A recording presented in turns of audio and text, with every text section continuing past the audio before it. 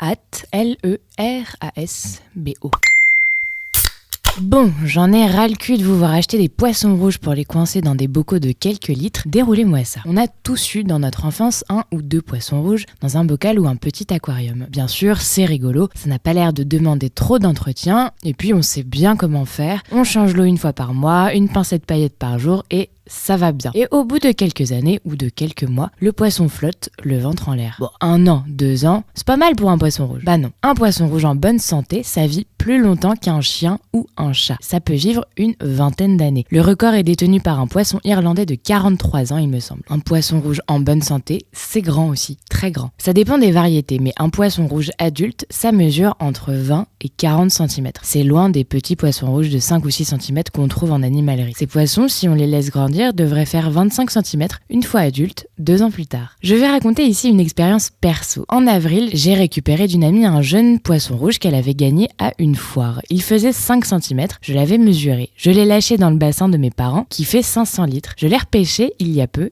Il avait doublé de taille. En 6 mois, ce petit poisson est passé de 5 à 11 cm. Vous pensez que c'est possible dans un bocal de 5 litres ? Et les faits sont là, les poissons rouges sont très souvent maintenus dans des conditions déplorables qui ne leur assurent qu'une survie précaire et une mort prématurée. Par méconnaissance du grand public, mais aussi par mauvaise foi des vendeurs en animalerie. Si on en croit les vendeurs et les bouquins d'animalerie, un poisson rouge demande quoi ? 5 litres ? 10 litres de flotte ? J'ai même vu un livre conseiller 2 litres, alors bon. Je rappelle qu'on parle d'un poisson qui doit atteindre 30 cm à taille adulte. Mais me direz-vous, jeunes et impertinents que vous êtes, mais moi, j'ai eu un poisson rouge pendant 3 ans, il n'a jamais grandi. Et puis le vendeur a bien dit qu'un poisson grandissait en fonction de l'espace qu'on lui offre, qu'il s'adaptait à la taille du bocal. Alors, c'est pas faux, mais ce que le vendeur ne vous a pas dit, c'est que cette adaptation de croissance n'est pas sans danger. Ça s'appelle la nanification, et c'est une faculté qui est pratique dans la nature, mais qui est devenue l'argument de vente choc pour vendre des poissons rouges. Pour résumer, cette faculté stoppe provisoirement la croissance du poisson, par exemple, lorsqu'il se retrouve coincé dans un trou d'eau, suite à une sécheresse, par exemple, afin d'économiser les ressources du milieu. Mais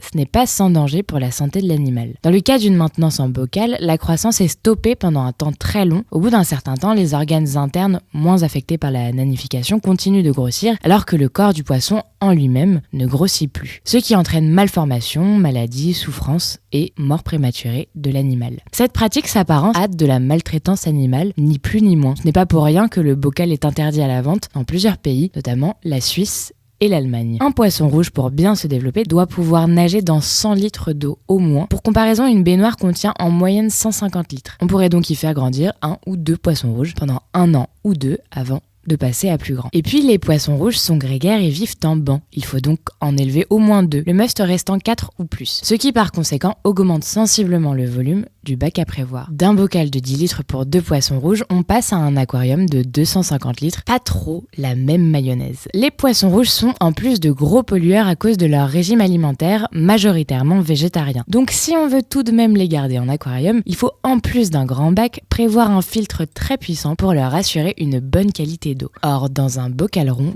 comment installer un filtre ? Les poissons, en plus de se nanifier, s'asphyxient dans leur propre déjection et meurent à petit feu. Une bien belle façon d'apprendre le respect de la vie à vos enfants. L'idéal pour les poissons rouges communs reste le bassin de jardin avec bien sûr un volume suffisant. Rustiques, ils sont tout à fait capables de passer l'année dehors et supportent le gel sans problème. Ils trouveront des insectes et des algues à manger. À noter qu'il s'agit d'une espèce considérée comme invasive avec de très bonnes facultés d'adaptation. Il faut donc éviter à tout prix de relâcher un poisson rouge dans la nature. Amélie Poulain, c'est pour toi. Les poissons rouges dits japonais, à queue double aux yeux exorbités, sont un peu moins résistants au froid. Il faudra donc les garder en intérieur au moins l'hiver, toujours avec un gros volume et un bon système de filtration. En résumé, le poisson rouge est le faux bon poisson pour débuter. Il demande de l'espace et des soins adaptés pour être maintenu correctement. Il fait par contre un parfait poisson de bassin. Précisons qu'il existe une association française du poisson rouge qui milite et intervient pour informer sur les poissons rouges et leurs besoins.